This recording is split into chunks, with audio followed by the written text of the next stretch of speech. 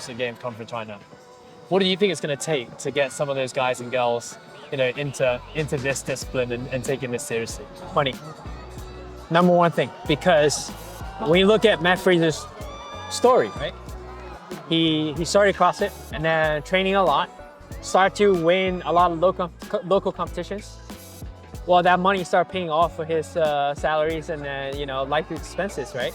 And then going to the next stage, he thought, okay, this could be actually a professional career for me. I could really have a good life going down this route. So for us, that job is very difficult to accomplish a long time ago, or 5 years ago, 3 years ago. But now we really see this platform to grow, that it's kind of our job to bring up the competition to the next level. Having bigger prize money, have a lot of brand involved, making sure the sports looks really professional, and then make sure our fans keep growing. And then if this competition keep growing, prize money grows, I think more and more people will be interested in the sport and enjoying those local community and start to training in those gyms. And then eventually be on a bigger stage, and then start being professional athletes. It's a long game. It's a long game, but you have to start somewhere, right? It can't be just any one man's effort. If you're just a gym owner, you could change probably one or two pro weightlifters' life by hiring them, and that's about it.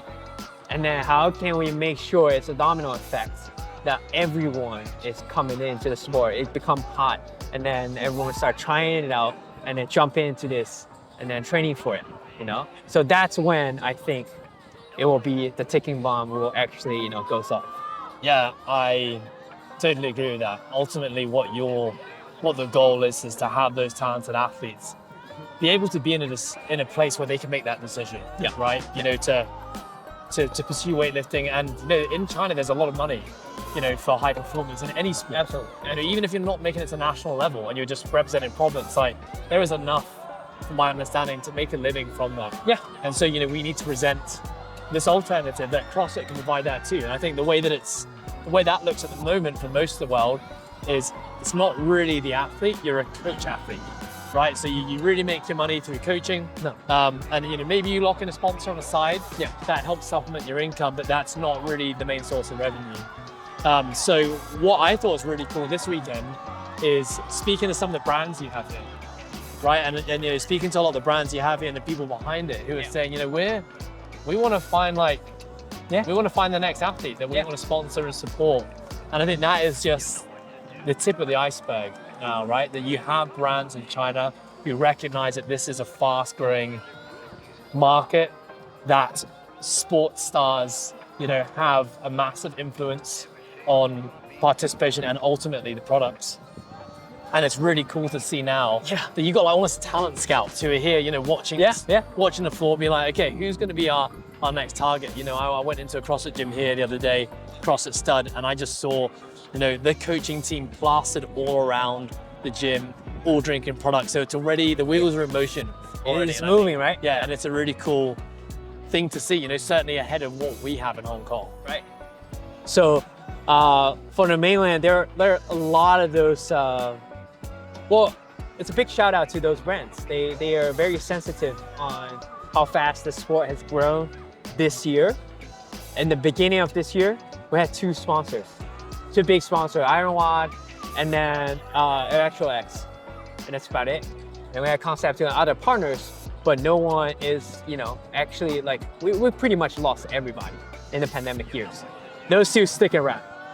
Then everyone started coming in and then see this sport start to grow, and seeing the aspects of actually having those athletes being the next phase of the sport could really change it up. And then back to that question, it's not just the money. We have to build a sample. We have to build a hero. Like Rich back in the days, or Matt, or Tia, we have to build a local face hero, a superhero that actually took us, who is gonna take us to the next stage, and then shine over there, and then that could be the beginning. Catalyst, yeah. Oh man, that could be huge. So I'm just trying to be a part of that, and then trying to stick around and then do as much I can to help those athletes achieve those goals. Whoever next is coming up, I'm here to help. Yeah, and I can see that.